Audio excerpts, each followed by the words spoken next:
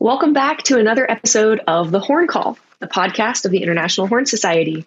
I'm Kate Warren, and James, it's really great to see you again. It's good to see you too. Yeah, it's been a little while. I hope all is well with you and everything that you got going on. I see a few things here now on Instagram and social media. It sounds like you're really busy and doing awesome stuff. So Busy and excited as ever, but it seems like our guest today was also as busy and excited as ever. Yeah, it was our pleasure today to speak with Matias Piñera, who is the solo horn in the Munich Philharmonic and then also teaches at the Mozarteum University in Salzburg. And I first heard him a few years back at the IHS Symposium in Kingsville. I was just absolutely blown away. You'll hear me go on about it in the episode today. But if you haven't heard his playing, there's a recording of him with the Munich Philharmonic doing the Schumann Concertstück. It's as good as you're going to find, I think, out there. So if you don't know him or his playing, that's a really good introduction to it.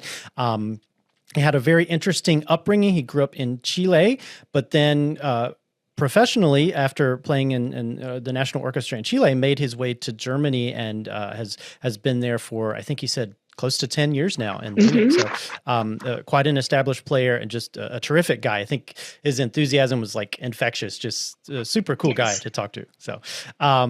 So here is our conversation with Matias Piñera.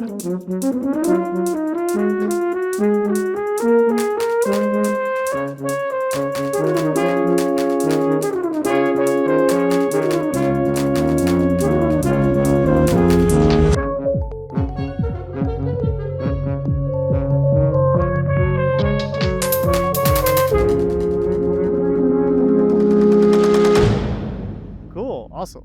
Well, welcome, Matias. We're so glad to have you here on the Horn Call podcast, and it's exciting. It sounds like you had a little bit of a time getting back to Munich, but we're glad you're there now. Well, yeah, thank you so much. Thank you guys for the invitation and for this beautiful moment to begin this 26 with such a conversation. And it's yes, I am glad to be here with you. Yeah, likewise. Well, and we're going to give you a chance in just a second to tell us a little bit about who you are and what you're currently doing on the horn and otherwise. But I wanted to share a little anecdote about you. The first time I heard your name and heard you play was in 2022 at the International Horn Symposium in Kingsville, Texas. So anybody that's listening that was at that, I bet you remember Matias's performance. I think you played Mozart and a couple of sonata or two, and I was just like blown away. Just what incredible playing! And you are actually in. Do you remember the big rock band horn ensemble they put together with Eldon Matlick? And I think you were like maybe a couple of chairs down from me. I was like, oh my god, who is that guy? Who was playing? So anybody that doesn't know you're playing should go check you out online. I heard your Concertstück recording.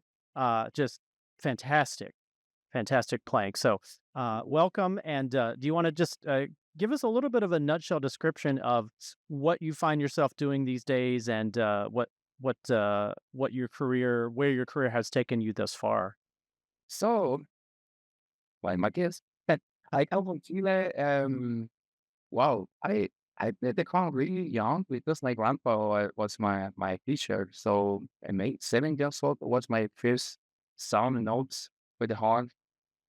And you know, my old family, the men from my family played the horn. So my grandpa, my aunts, and my cousin, uh, Eduardo, maybe said when he said it. So and later you know, for me was the only I don't know. I had some kind of intuition with the instrument because when my grandpa played the horn, I actually played the horn really without lessons. And he saw that and asked immediately my mom, hey, he can't play the horn, he don't know nothing, but he can go. And maybe I can teach him. So that's why just what was like, okay, I should be horn player. And what my vision that I want to play the horn, like immediately with 7 years old. And then immediately after the young orchestra and etc. Later, I got a position as solo horn in the National Orchestra in Chile. I was 19 years old, and then I had the master class, and everything went way I jumped. We need more information, and I was fascinated all the time. Also not just with the classical music, so with Latin music, yes, and horn ensemble and the reggae, everything. What I want to play with the horn, it was like I was really shy when I was a child. And that's why was like one of uh, uh, part of my voice, so to say, because I I I had you know like emotions that I can say when I was a child. I cried immediately. Was I was really sensible. And and with the phone I can use this emotion. Was like a therapy at the same time. Was like you know I was just lucky to have the instrument to focus my emotions with the instrument. That actually is the goal in the instrument, to express something, emotions. And and yes, I think that's why I was like a friend from the time. Yeah. Terrific. And so for anybody that doesn't know you, you're currently solo horn in the Munich Philharmonic, right? And then you also are teaching at the Mozarteum Academy And the Mozarteum University in University. Okay, excellent, fantastic. And so to to be doing that at such a young age is truly an incredible feat. But it sounds like you had good instruction growing up and were involved with music from a very early age. Was there anything else you like to do? Do you have other activities or other hobbies growing up besides the horn? you know I know now I have a problem with my shoulder, but actually I love to go to the gym and jogging, and other things, because we are all the time if we sit, or we are just in a room and we say something. I need more activity. But everything is around the music, because I play also the music with my band with Pitutos, and I compose, I sing, I play a little bit percussion. And everything what I do is around the music. And because sometimes when I sit in the orchestra, somehow I need the another part of the music. What my roots, also what I want to actually to learn. How can I do, or can I say something different with the instrument in another world, and then popular music or jazz, or you know or modern music. So singing also, because that's helped a lot to play the harp. And yes, actually, yes, I should say that everything is around the music. Yes. We kind of glazed over how impressive it is for you to have won your position with the Munich Philharmonic at such a young age. Could you talk to us about how you prepared for that audition and what the audition process was like? Oh, it's a good question, because everybody have some kind of way or solution to have audition. And everybody say practice and practice and practice, but at the same time, somehow we need to try to connect with the music, because sometimes we do just automatically horn excel, horn concertos, and that's it. And sometimes come this kind of like a routine, and the routine will be a little bit boring. And maybe in a few months, it's like, I play again the same thing, and I don't know what should I do. And you don't see some kind of develop. But the develop is that somebody want to have you in the orchestra.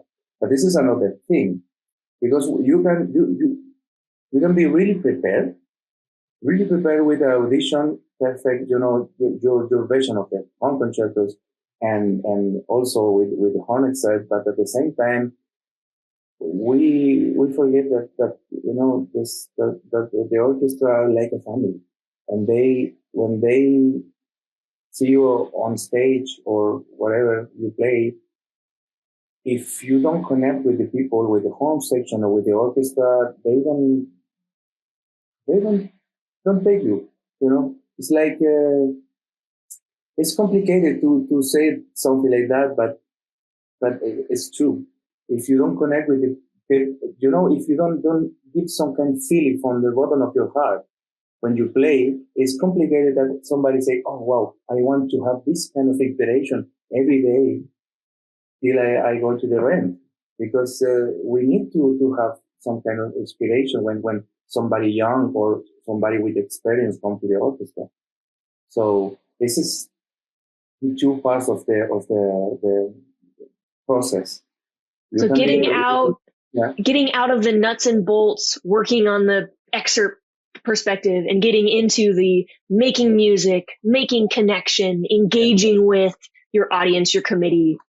Yes. At the same time, sometimes it's like I say to my student also that I am really strict. I should say sometimes I'm really strict and correct that, and maybe in the German orchestra, you should play like this, but at the same time, actually it's 50-50, what you feel and what they want to listen, and also the performance, not like you come shy and play. It's just like from the beginning, how you walk and how you say hello, and this everything that is your performance. It's not just to play, and also the connection with the colleagues without the instrument, because sometimes you see you share all the time or more time that with your family than with your colleagues.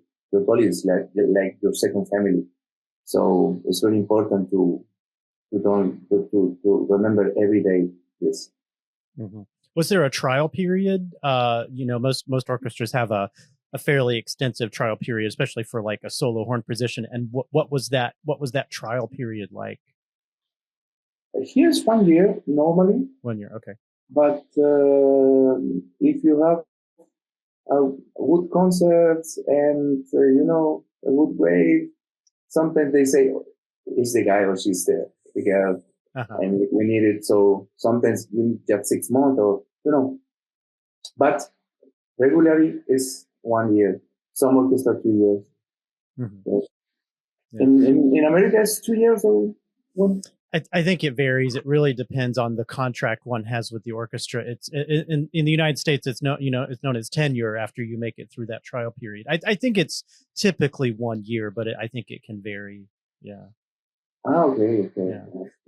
Now you mentioned the German way or learn, that's, and I understand what you're talking about, especially certain orchestras, certain conductors, they have a way of playing things. To what extent did you try to figure that out before the audition, or did you have experience playing in that style before you took the audition? And if so, how did you get used to that?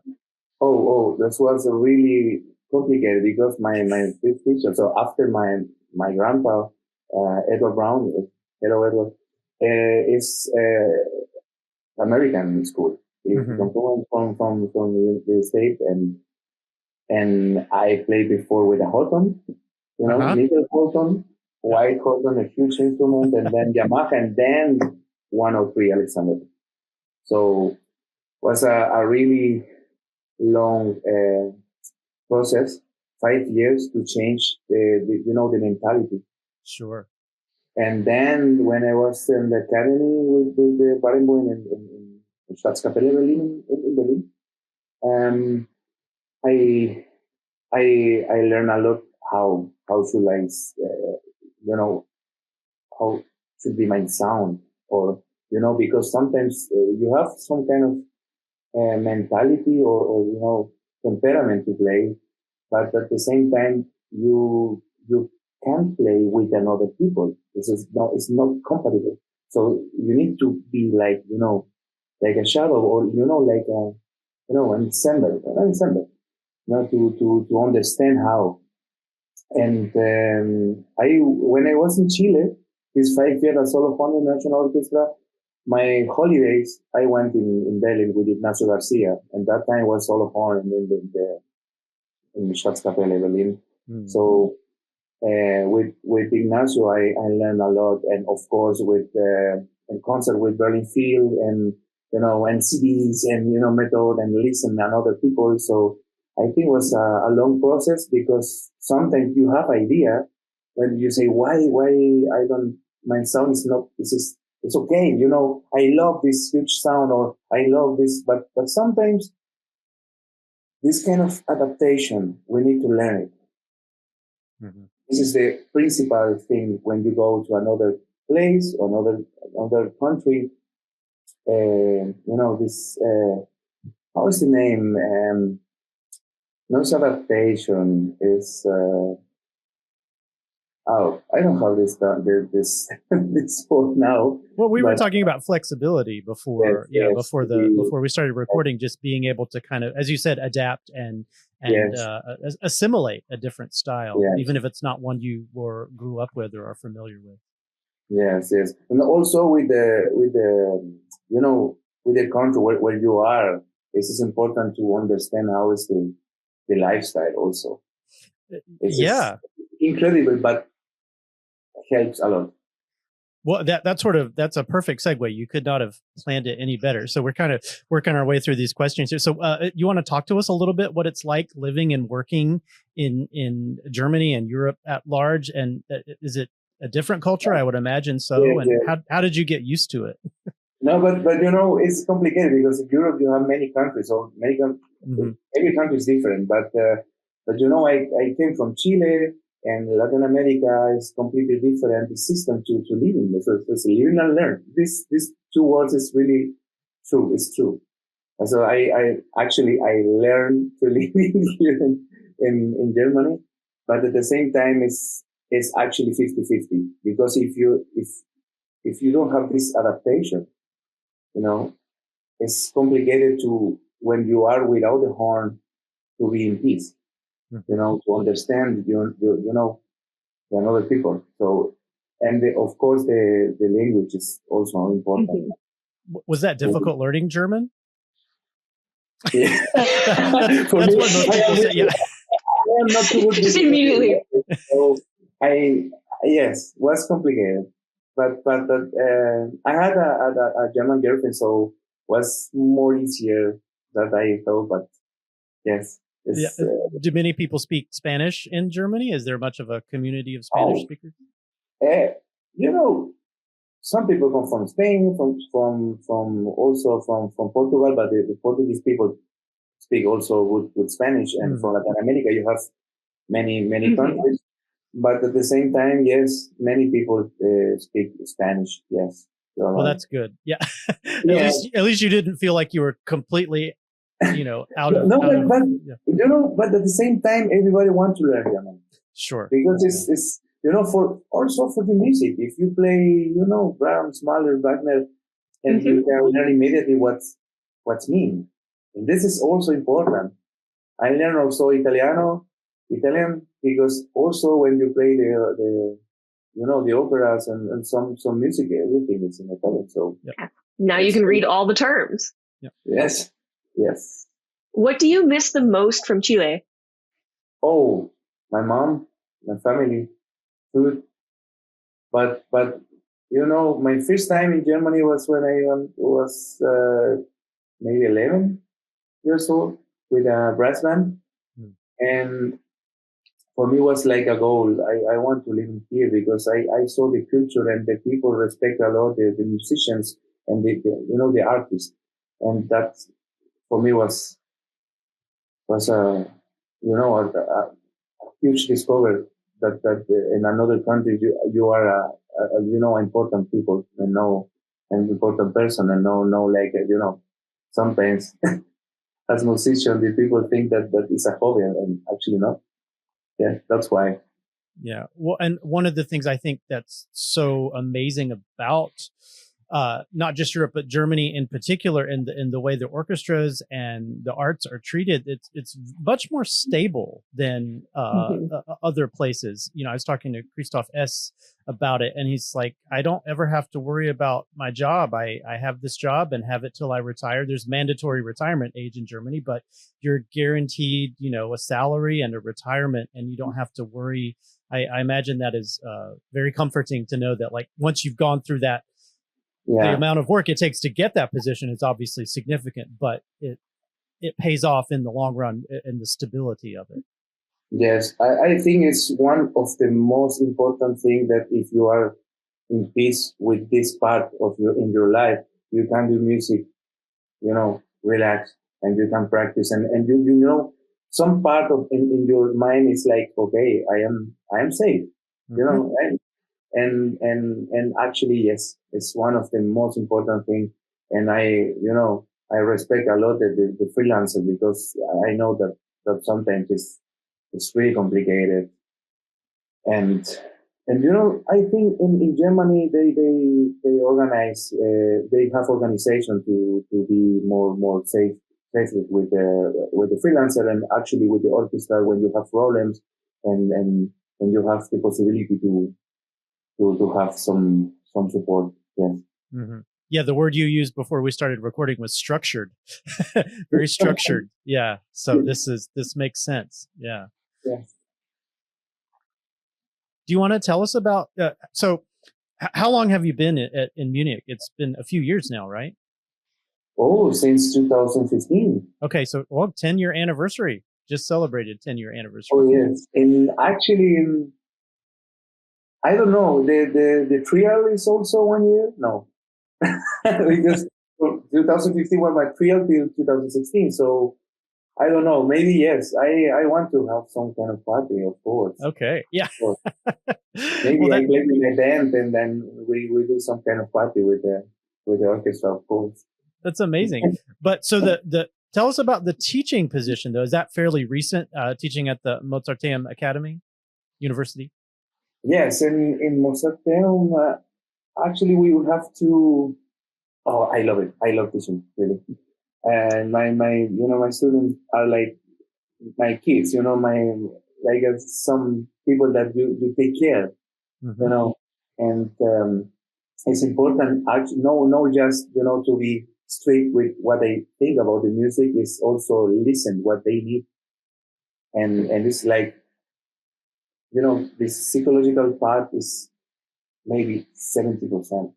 Mm-hmm. Because another thing you should do alone, practicing and listen another thing, listen orchestra. And of course, I need to say that, of course, but at the same time, the another part, because without horn, we have another things to think, and we need more time to another things to be, what we talked about before, that to be in peace, safe.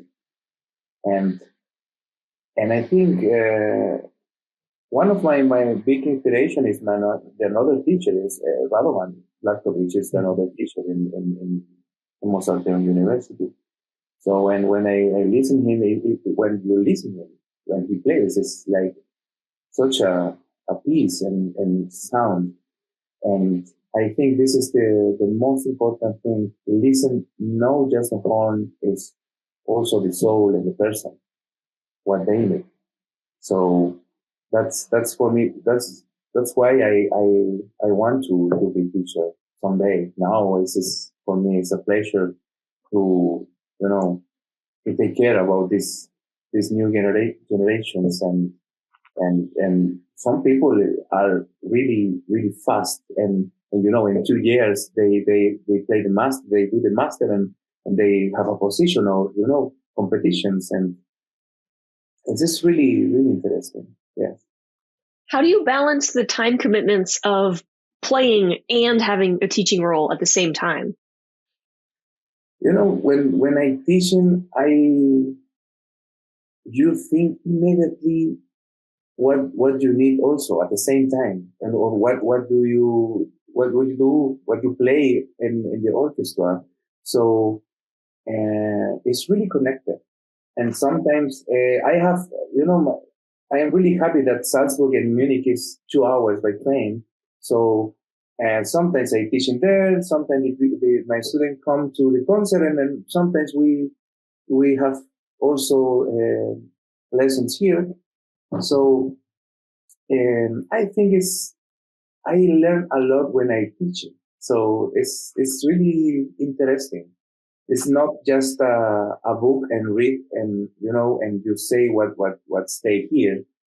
It's like a combination what the student need and what also I needed in that moment. It's complicated to explain maybe, but it's a balance about experience and what's happened in my life, and at the same time what's happened with this young people with young person. I certainly know what you mean, and I'm sure that James does as well. You work with a student on something, and all of a sudden you start paying attention to it, and you're playing, and then the things you're paying attention to, you're paying attention to, and your student's playing. Yes, it's like when you give some feedback, and then you say, and you play with the person, and you say, "Wow, it's actually really good. I should do alone maybe a few days, you know." And it's interesting how the same information come back, and then you do some kind of refresh all the time with information. Yeah. Because with some people, I have a student from Italy, from Austria, from Latin America, from Panama, from Chile, and with every person you talk different, and and then you have another word to say something, but that for you is the same. Mm-hmm. But at the same time, when you refresh this information with more experience and more calm, because when you practice, it's like, I want to be better, faster, better, stronger, Mm-hmm. And you don't have this time to be like in a museum and see and watch something, details, and it is important to refresh the information all the time with the young people. Yeah. Yeah, absolutely. Yeah. The way I describe things now to students is different than it was 5 years ago, different than it was 5 years before that. So everything's always changing and trying to use what makes the most sense to those students at that time, because what worked before might not work right now. Yeah. What do you have any favorite materials or books or things, etudes that you find yourself using in lessons with students? Do you have any recommendations for people? I take for many etudes or methods. Mm-hmm. Different things, because I refresh all the time also my routine. So I need it, because for me, technically stuff as like a Bible, mm-hmm. You need it every day. Something for, some kind of goal is a concert or, a recital or something.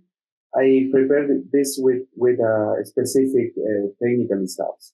So I can say that, Farkas is the best, or, Bordogni, or I don't know, you know what I mean? But I think you need to collect a lot of information and try.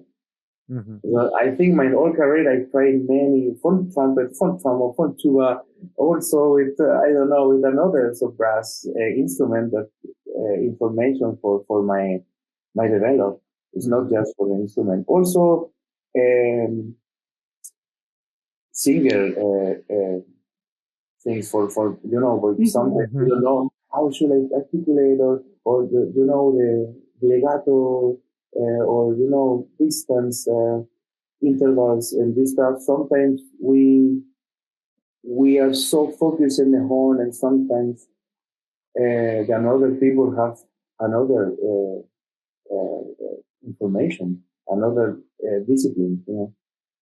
Yeah. Well, I will say, for someone coming from America, the United States, and not having known how much great material there is in Germany in terms of like etudes and method books. Like we know a few things in this country, but there's libraries of German method books and etude books that most American horn players have never even heard of. So it's so easy now. You can go online and, look up all of these websites and catalogs and things. There's so many great things out there. It's like, I don't blame you for like, yeah, there's so much good stuff. You don't want to just pick one, but there's so much stuff that's really, really good. Yes. But you normally take a book and then you play from the beginning, from the top to the end, and then No, I have a stack of them and do want something from this one, something from this one, something from this one. Yeah. Okay. Also, this is some people take the Farkas and then play from the top to the end, and this is like a Bible also for some people. That's why I asked, because I know horn players that have just one book from the beginning, just one book that is like your sustain, your support for Sure. when you are scared or when you have some kind of insecurity. So yeah. But for me, it's free. It's like what you need in that moment, and then next, what is next? So all the time refresh. Excellent. Yeah. I find it so fascinating. You mentioned you came from a Holton to a 103, which is like pretty opposite ends of the spectrum. So what was that process like? If you don't mind getting into some of the details, you said it took a long time, but what was, for those who might be wanting to do the same thing, going over to Germany from outside of Germany and learning to play a 103 and play in that style, do you have any suggestions or tips? No, it's, I think for me was because I have this, the American sound. Yep. In my mind, John Williams. Yeah. And, and then later was like, I was in Germany, so it was, actually it's different. We play different, Nacho told me. He come from Chile also, so, and he explained me much better. Maybe you play 103 if you want it here, maybe JK mouthpiece, Yep. He helped me a lot with this stuff, because when I was a child, I played just hold on, and it's a Vincent Bach 7S. Okay, it's okay, mouthpiece from the case works. Yeah. Yes, like just playing, was for me was just enjoy, and now yes, I play 103 and JK also. I still like this, yeah. But at the same time, what I feel with the 103 is, I have more colors. I feel that maybe it's more compact. You have more resistance. You need, why is, I told you that you need more time, because when you have more resistance, it's more hard to play longer, for a long time. You need more power. So, and more free, because you need to open your hands, and another style, what was really, really different when I played, this New Year, the last New Year, I played with, New York Field, the New Year's concert, also Sprach Zarathustra. So, and I listened to the brass power and the colleagues, and for me was, I feel my sound so tiny, because it's different, the frequencies are different. And, but, I think I needed more time to be at the same level like Brody, so to say. Because here it's different. It's more flautando. It's more, maybe more compact. Yeah. No, that's so interesting. Yeah. I always enjoy asking people about that.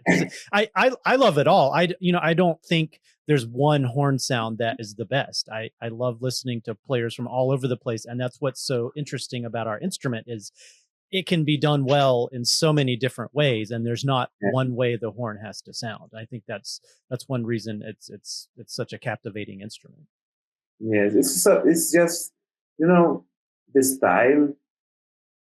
What is the style? Actually, the style is what the orchestra needs. Mm-hmm. Because if you play alone, it's completely different. You play the dynamic what you want. You play the articulation what you want. Everything is your style. But if you play in some group, some ensemble, you adapt your sound, everything for this aggravation. So it's different, really, because if you play Wagner tuba, Mm-hmm. and after you play with a huge sound, the normal horn, and it's like, oh, it's again the whole thing. No, it's in my 103. But this is just adaptation. You can play with a 103, I think, in some orchestra in the United States. Also with a big horn in Germany. This is like this, or in France, or in Italy. In every country it's different. It's just adaptation with who you play. Mm-hmm. Well, and it's amazing. Certain players can get such a range of colors out of the instrument, and it doesn't matter. They might be playing an 8D, they might be playing a 103, but they are able to get the maximum out of that particular instrument. So I again, as much as we're talking about instruments themselves, I think also, as you say, that it's about the player being able to get the sound that they need and that the music needs out of that instrument. Yes. Also, with the high F. I think now about one as this kind of instrument, because before was like, I don't think they will need it, but now with 56 years old, I think now I think about, and maybe 107X or I don't know, or Yamaha, triple Yamaha or something. Yeah. I need to try. I never tried really some, for what, like Concertstück or Ravel piano concerto, or what pieces? No, I don't think Ravel, but maybe Schumann, yes, or Sinfonía Doméstica, or or also for jazz, or for pop music, and sometimes with a double horn is a little bit too hard. Yeah. Do you want to talk about that? Because we haven't really, you mentioned it earlier when talking about playing in different bands and playing in different styles. Do you want to talk a little bit more about your work with those kind of groups? Because I think that might be really interesting to people, because you don't just play in an orchestra. Actually, I have my band, Los Pitutos, and we play Latin music, but we mix a lot from 70s music and of course our roots from Latin America, and everything sounds, because the percussion is Latin percussion and bass and keyboards and horn. I play the horn normally, but in some songs or when the percussionists need one more hand, I play the mellophone, the marching horn, with the hand, and another I try to play something else with rhythmically.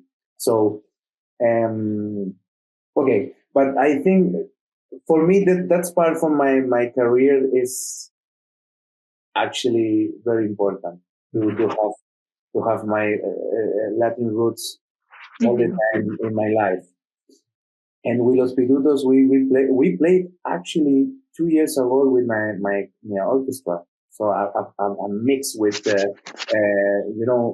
with Latin composers and our compositions. So I compose with the guys, and I create this mellophone, because it's like it's a in the horn. It's like a flugelhorn. It's like a flugelhorn, but the parts come from a child horn, the small horn, and with the flugelhorn form, but with a trombone bell. So I can use. So kind of like a mellophonium. I don't think so. It's a mix, like a bass trumpet. Okay. And you made this yourself? We create with Vita Otto with the chef, Okay. Martin Eka, and we create together. It was 1 year. Like, okay, I don't like it. Okay, we can do different, and now I have something that I can play more free when because sometimes the horn, I don't have the colors there. The horn have many harmonics and colors and everything, but sometimes if you play something more jazzy or more Latino, you need this kind of sound, more brass. Some people say sounds like a trumpet or bass trumpet, but actually it's not the way. The words are to play in style. This is the style. It's not like you sounds like, it's just sounds like a style. The style is Latin or jazz, and sometimes the horn is different. When you think about the horn, I don't know, it's something from a wood, like you're behind you. The horn is like Sure. inside in this, and that's why this marching horn for me was a develop for what I need in the music. Well, Kate's done a bit of mellophone playing herself. Well, I know you have me all really interested in this because I had a similar problem when I played with the band, because I would play trumpet and I would play French horn. And when I played French horn, I was like, oh, it doesn't cut enough. It doesn't do the band thing. And then I would play trumpet and I would be like, the range is so small. I can only play an octave and a half. Yeah. But I have an instrument very similar in a room next door. And I was just like, oh, maybe I should go get my instrument and we can compare notes. But that's really interesting, especially this idea of creating an instrument to meet the needs of the genre and the ensemble that you're playing in. I think there are many hornists who would just do this to that as their response. But I think that's so cool. And I was really fascinated with the mellophone, or what is the name in America? It's mellophone or marching horn. Mellophone. Yeah. It's mellophone. I saw in the brass band mellophone. Then the horn players play that and say, "Wow, I need to try it." And then when I try in Kingsville, every horn was in F. Yes. I need one in B. Because it's more. So is yours in B flat? Yes. Yeah. They do make a B flat marching horn in the United States. Yeah, it's not used as widely as the mellophone, but it is in B flat. Yeah. Yes, this is in B flat and with the left hand actually. Oh wow! Oh, interesting. It's everything that for me is more comfortable to change, because in the concert when I play with the guys, I play something with the horn when it's more warm and calm. I play with the horn, and when it's more fiesta, I play with another instrument.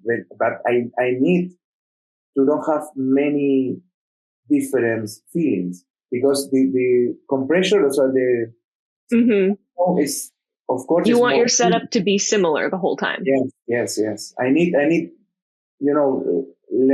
left hand and this kind of, because the pressure when, so I know that we don't need to talk about that. I press too much my lips, but sometimes you need this kind of support, similar with the horn. And then when I have the left hand, it's more similar. And that's why I do that like this. And then with my right hand, I can play percussion. So something. Oh, that's really cool. It's more easy with this hand. So is there a video or something or recordings we can, people can find? YouTube, okay. YouTube, of course, everything. Okay. Yes. I'll put a YouTube link in the notes when we, okay. I'll put a YouTube link so people can see. Yeah, that's pretty amazing. Yeah. And you play also, you play con or you play games? And I play Yamaha. And what do you play, Kate? You have a Hill, right? I play a Carl Hill. I play Schmidt Rap though. So this idea of the air being really different on your Alex, because it has the same airflow.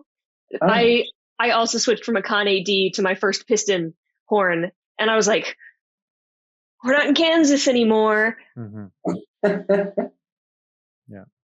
Interesting. In Yamaha custom maybe or which? Yeah, that's what I play. Yeah. Yeah. What 871, I think. Yes. Yeah. Okay. Wow. Yeah, it's Nice. good. I mean, it's fun to geek out about equipment, but at the end of the day, if you don't do your long tones, it doesn't matter what horn you play. Correct. So, But Yamaha and Holton, this like sometimes when you have another instrument, another horn, every instrument is different. But if you take a Holton or you take a Yamaha, you know that it's the same, and you know that, okay, I take this and then I know that buy this because I know that this is for me. And, with Alex, this is a really good instrument, but you need a little bit time and choose and try many instruments. Yes. Yeah. That's what I've heard. Most people go to the factory, right? And they pick out their horn from the factory. Yeah. I love it. Really.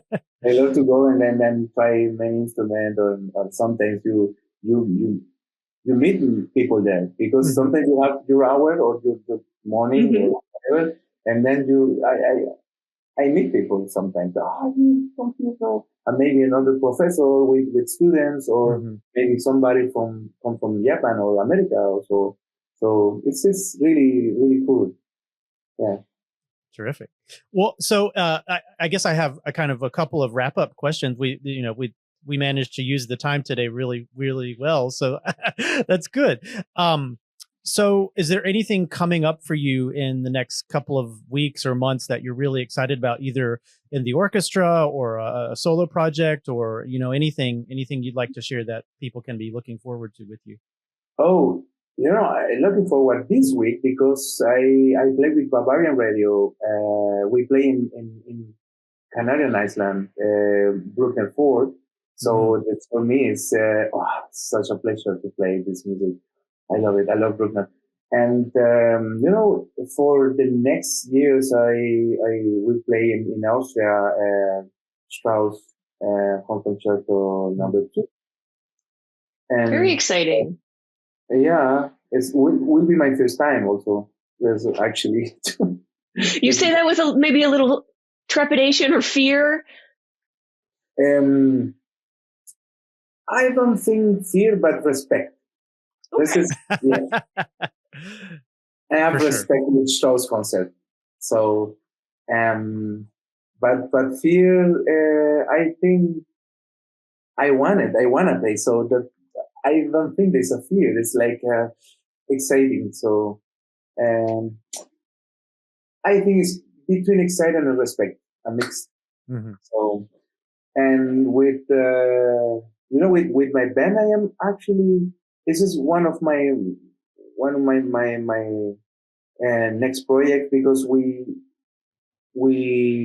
record a few months ago a new album with a concept album with a history. So I am really excited with this because I need to record some another horns, because it's complicated to play everything in 1 week. So I need a little more time with the horn and marching horn also, of course. And that is one of my project that I really want to have this how is the name when you do the release of this album. And does the album have a title? Yes, there's El Muerto en Vida. It's like it sounds like The Walking Dead, but it's it sounds funny, but it's something like that. Yes, and yes, but this is complicated to explain now, the old history, but this is in 70s, like in that time with the Latinos in America, Miami. So that's why we have a lot of Latin music, but at the same time jazzy and disco, funky. So it will be interesting. Yes. That sounds really exciting. I have a colleague who really loves Latin jazz, so I'm gonna make sure and let him know about that album coming out. So of course, yeah. Fantastic. Yes, and solo concertos, of course. I have in this year Strauss one in Madrid. And I have in December John Williams horn concerto with my orchestra.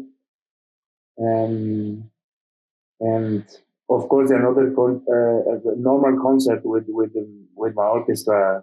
We have many good Mahler one, of course. Everybody wants to play Mahler and Bruckner and Brahms and Tchaikovsky. So I'm really looking forward to the next season in my orchestra. Yeah. Terrific. That's great. Well, Yeah. we opened up with a memory that James had of seeing you at an International Horn Symposium.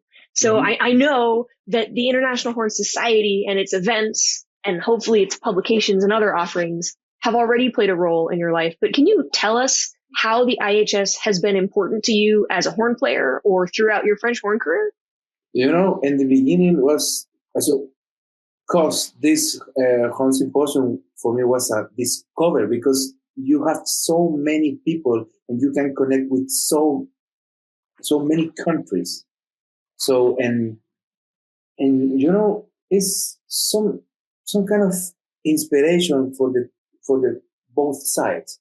You know, because I play there, and then maybe James saw me or listened to me, but at the same time, when I saw the organization, so many countries, everybody happy, and you know, people, you know, home players from the orchestra, freelancers, and also amateurs, and everybody was like horn lovers, and was such a pleasure to be there with this energy. For me, it was a discovery. I never saw something like that, and that's why I think it's so important to be connected, to be inspired, and to have this possibility to have this the International Horn Society. I couldn't have said it better myself.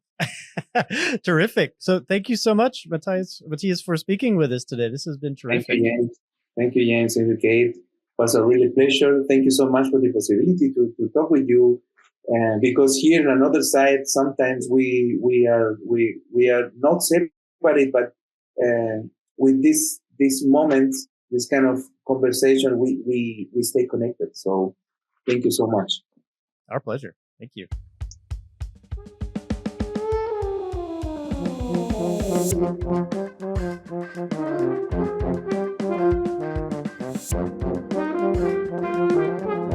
The Horn Call Podcast is the official podcast of the International Horn Society. The views, information, or opinions expressed during this series are solely those of the individuals involved and do not necessarily represent those of the International Horn Society. Copyright International Horn Society. Music by Brian K.M.